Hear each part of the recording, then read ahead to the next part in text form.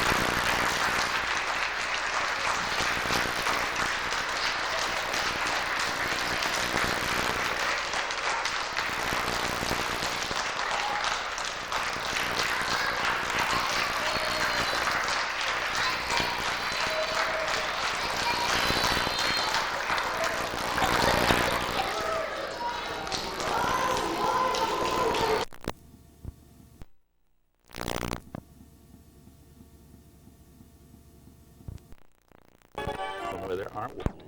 Play kicker with you. Hard to believe.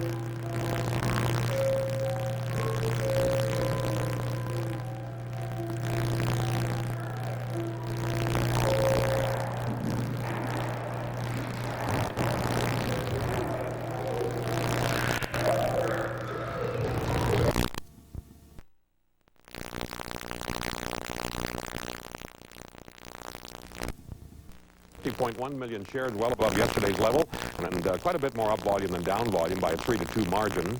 The Dow Transport's had a decent day, rising a little over 14 3/4 points. Utility index, a nice percentage gain, up nearly 2.5 points. The closing tick still quite bullish at plus 523. Standard & Poor's 500 gained 3.11, a rise of 4.40 in the S&P 100. Mid-cap 400 up 0.17. Commodity Research Bureau index was down 0.51. New York Stock Exchange Composite rose nearly 2 points. Same story with the value line. The Russell 2000 edged up 0.61, and the Wilshire 5000 gaining just a little over 20 points. The bond market showed a firm tone early today in reaction to news that third quarter gross domestic product grew at 2.1%, which, although slightly above previous estimates, was less than half the 4.7% growth rate in the second quarter.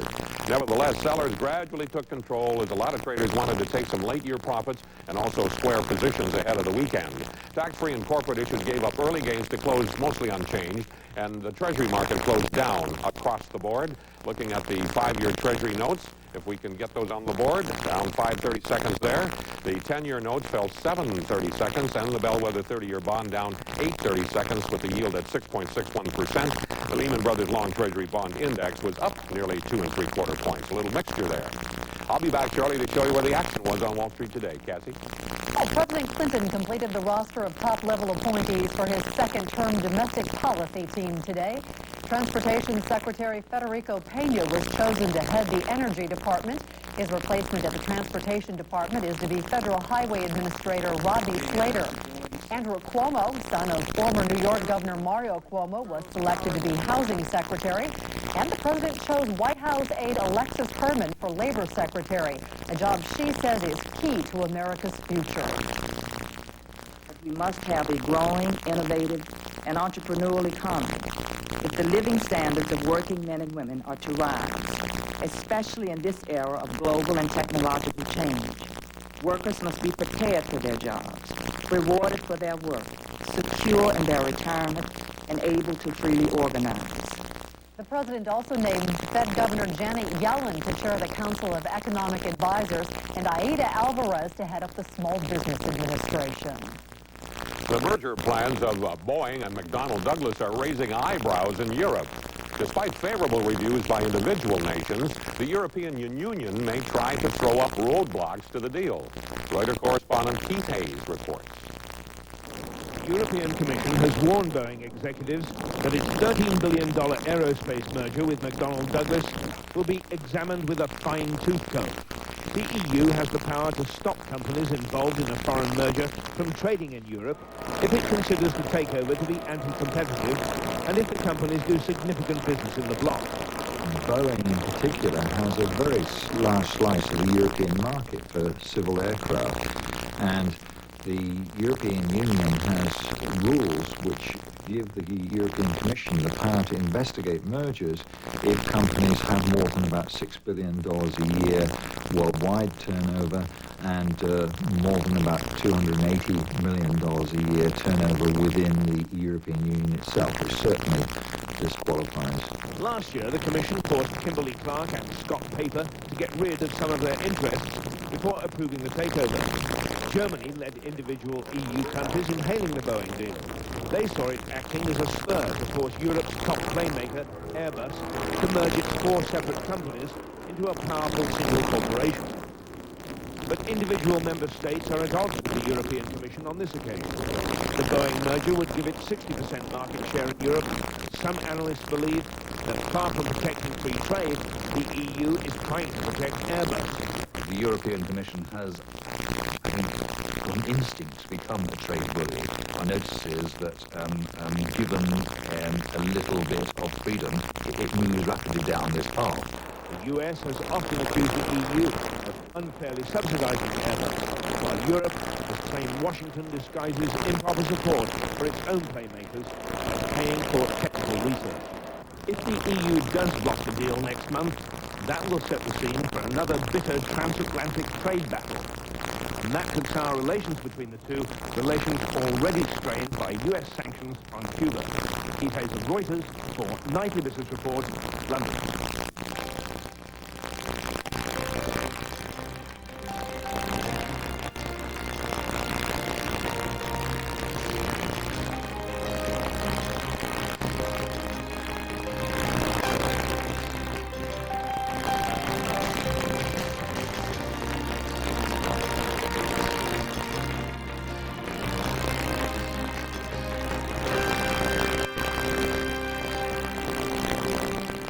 Santa Claus was certainly gracious to Wall Street's bulls that sweep the Dow Jones Industrial Average, 4 of 5 sessions on the plus side. Today up only 10 3/4 points, but for the week overall up 179.5 points.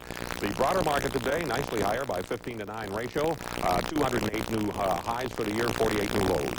Coca-Cola topped the active list up another 1 3/4. Yesterday was up 2 7/8 on the company's forecast of a 10% rise in worldwide case sales. Today, Salomon Brothers issued a buy recommendation, and Prudential Securities had positive comments. Hanson PLC in there, no change. Walmart gained 1/4, while AT&T lost 1/4. PepsiCo fifth in volume was up 1/2.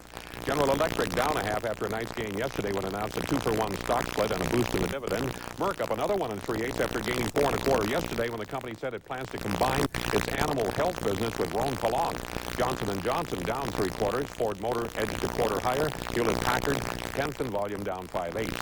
Bristol-Myers in a fairly strong drug group up 3 1/4. No specific news. Burlington Northern Santa Fe Railway up 2 5/8, helping the Dow Transport Index rise 14 3/4 points. Cigna up 2 full points. The insurance companies generally strong today.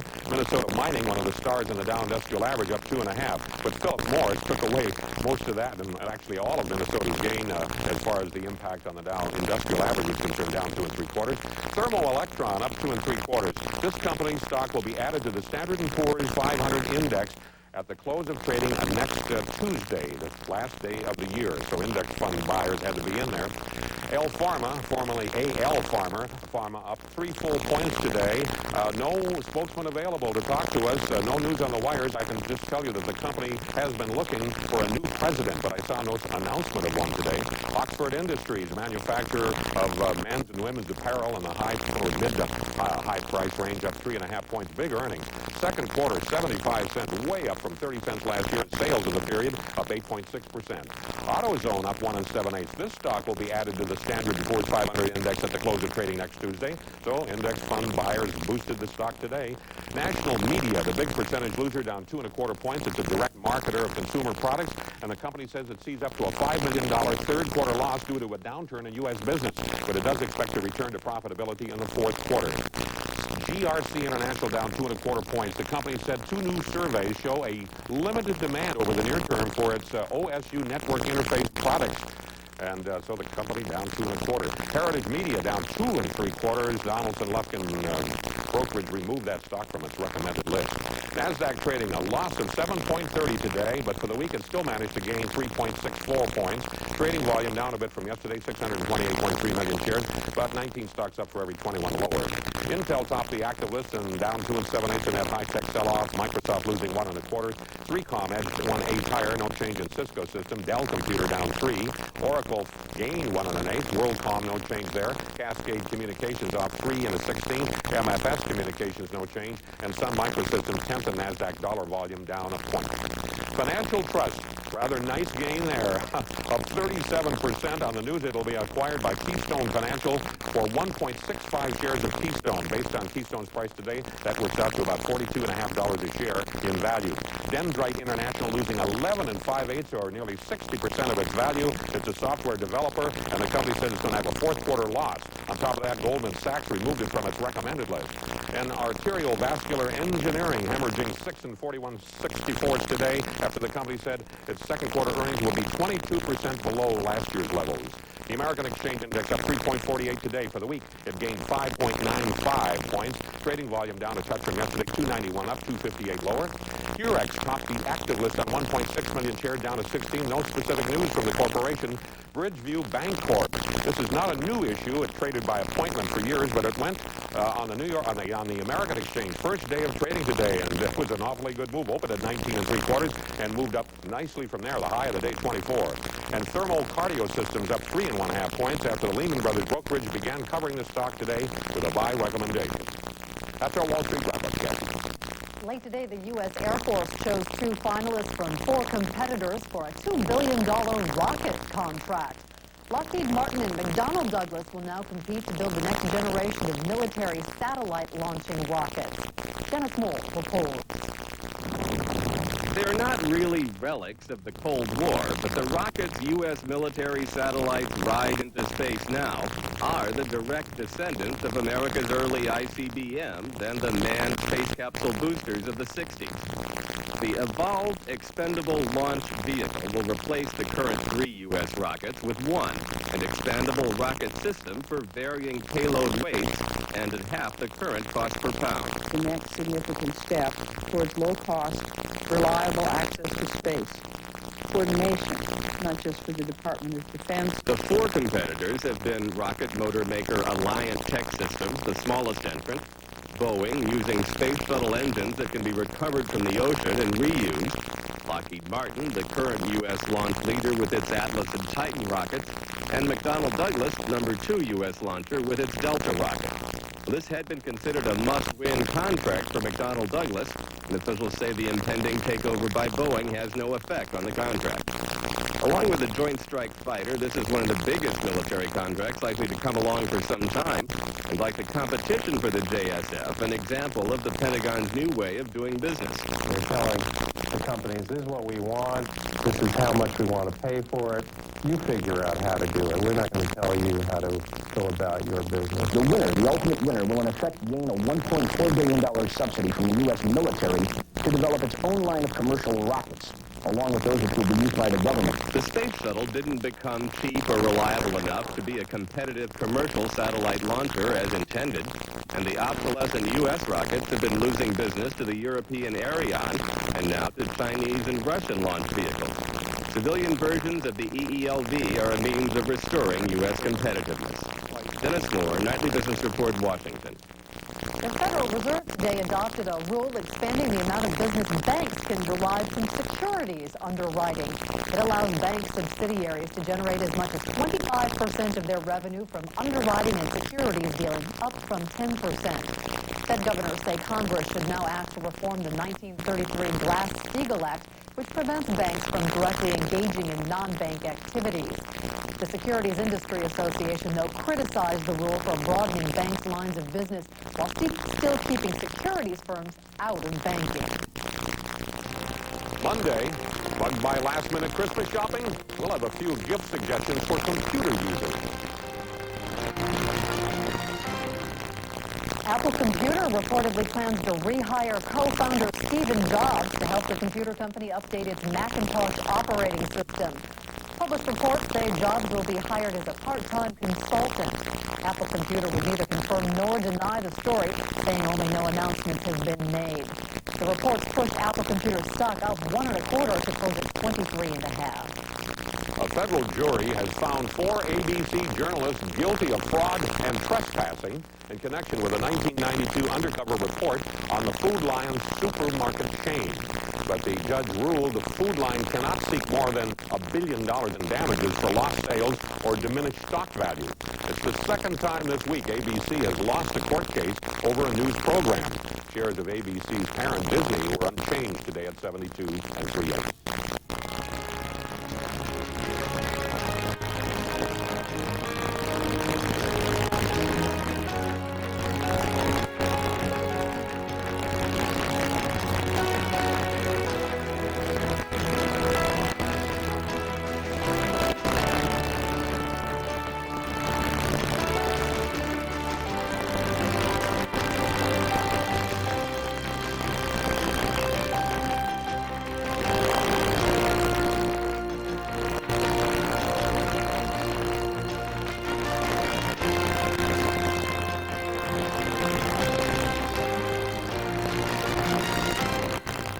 The Justice Department says that California initiative outlawing affirmative action is unconstitutional, and it's backing legal action to overturn it.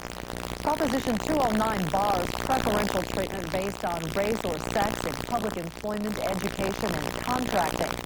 California's Attorney General says he'll fight the Justice Department to keep the law on the books.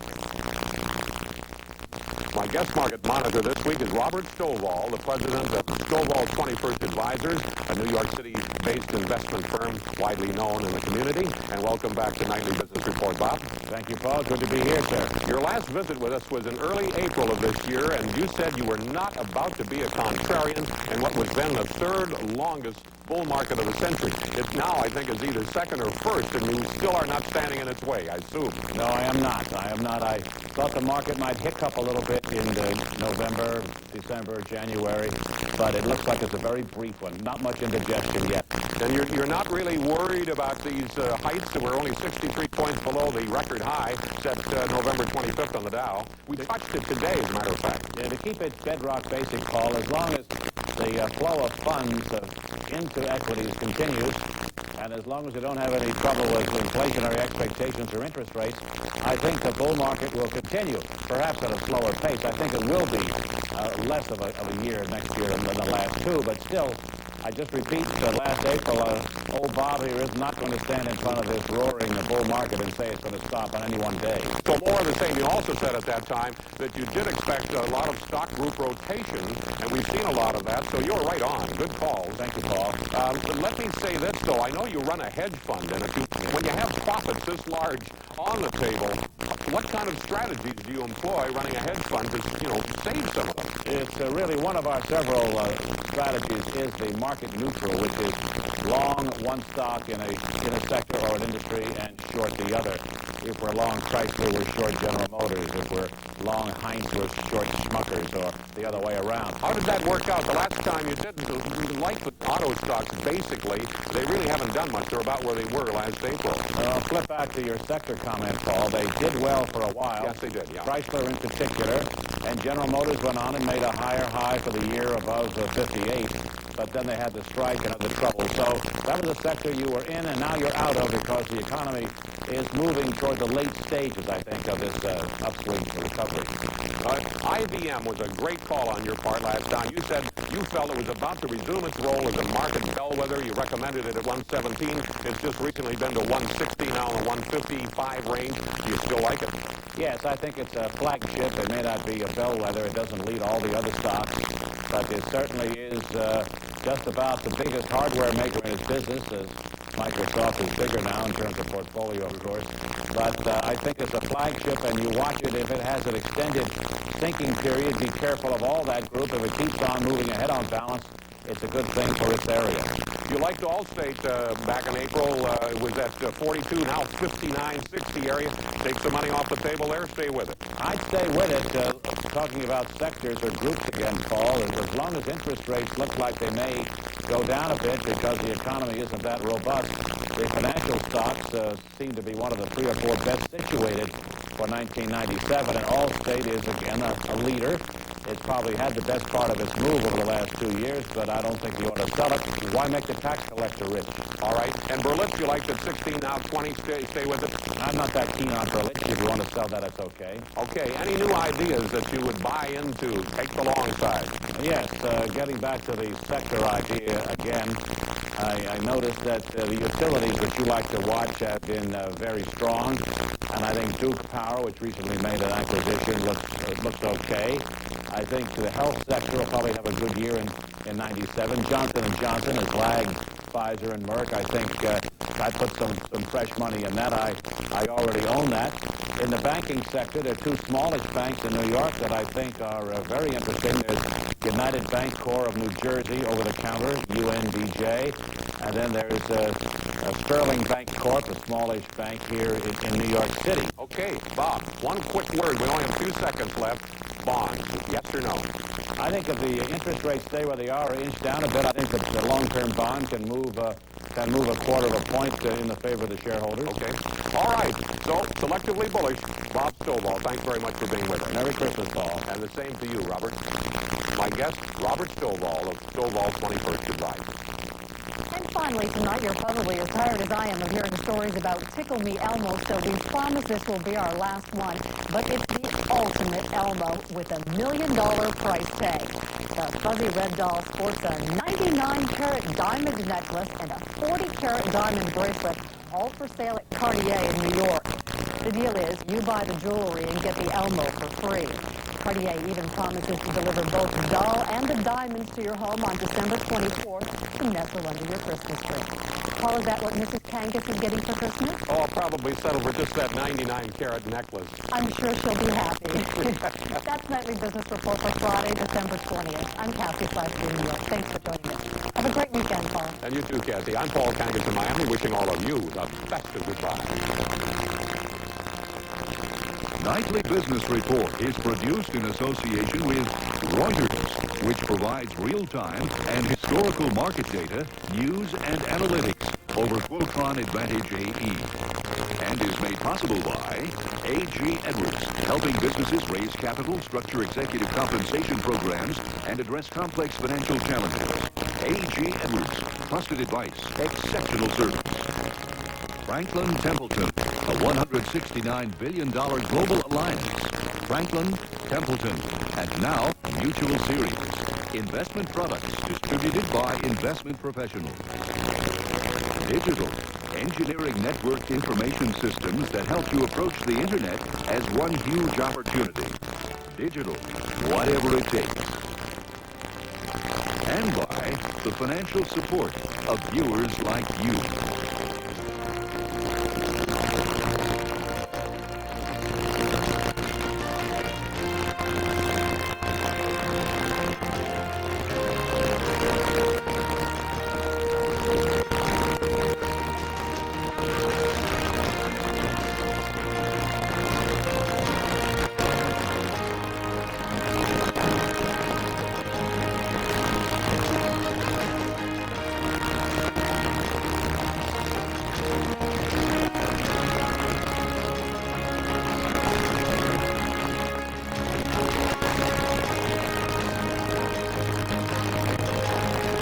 Nightly Business Report has a video for anyone who's thinking about investing in stocks.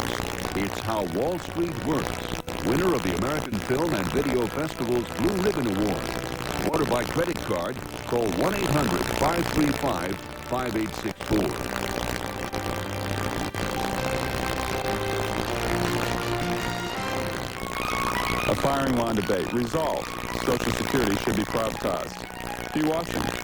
Now, polls tell us that students, young people today, believe they are more likely to see a UFO than they are to collect benefits under this system.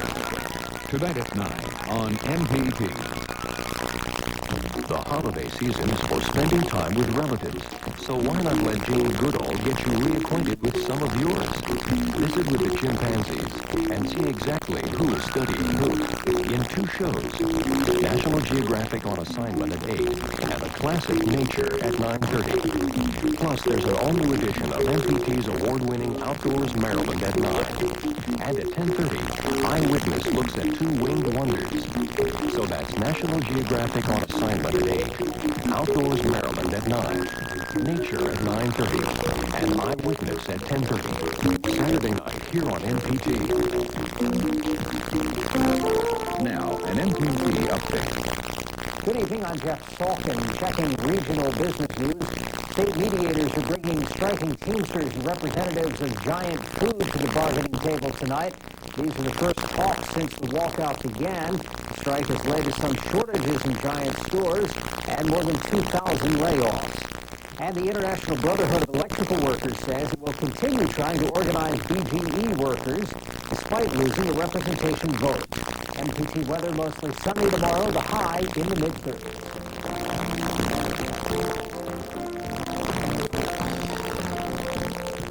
Enter the world of National Geographic. The Maya, one of archaeology's most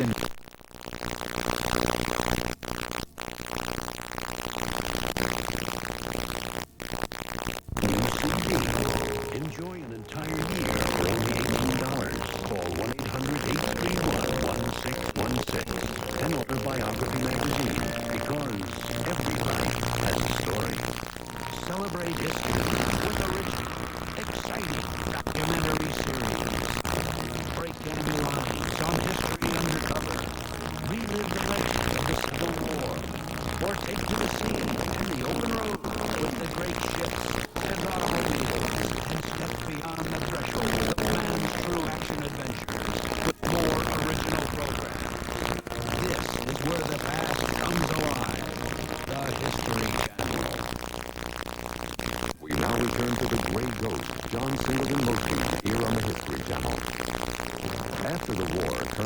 Thomas Mosby returned to practicing law. He later served as counsel in Hong Kong. He returned to Virginia and in 1887 published his War Reminiscences. Our look at the gray ghost, John Singleton Mosby, will continue in a moment here on the History Channel. Do you know you might be spending double what you need to for your life insurance? Have a pencil ready. In a moment, I'll give you a toll-free number you can call to find out. American Republic Insurance Company has an easy way to obtain low-cost, high-quality term life insurance. By using an 800 number, you now buy direct from the company. This policy could save you hundreds of dollars a year. Not true? $30 a month. Just $1 a day buys $297,000 of coverage for a man age 35. Also, for $1 a day, a woman age 35 can buy $337,000 of coverage. And these rates are guaranteed level for 20 years. Get your free, no-obligation custom quote and full information. Call the company direct at 1-800-447-LIFE. American Republic, the direct-to-you way to buy the most term life insurance at a truly low cost. Stop overspending. Call this toll-free number today. 1-800-447-LIFE. Now there's a hearing aid for Miracle Ear so advanced, it's virtually invisible. Now you see it? Now you don't. It's the Mirage hearing aid for Miracle Ear. Call now. We'll send you these free booklets that tell you how the virtually invisible Mirage may help you hear better. If you call 1-800-863-2900. Right now, we'll also send you this free videotape, Hearing Loss in You. It'll show you the most common causes and solutions for hearing loss. And we'll include the free booklets about the Mirage, hearing aid for Miracle Ear. You see, Mirage is our most advanced hearing aid that fits completely into the ear canal. It's not only small, it's virtually invisible. Call Miracle Ear at 1-800-863-2900. We'll send you important new information about hearing loss and the virtually invisible Mirage. It's amazing. I know he's wearing it, but I can't see it. So call Miracle Ear at 1-800-863-2900. Call now. The automobile, a symbol of good times, youth, freedom, money, and being cool. It was quite cool if you didn't drive a Ford. Get to cruise down the road of our past. Gee, this is a beautiful car. With automobiles. That gown, by the way, is not kind of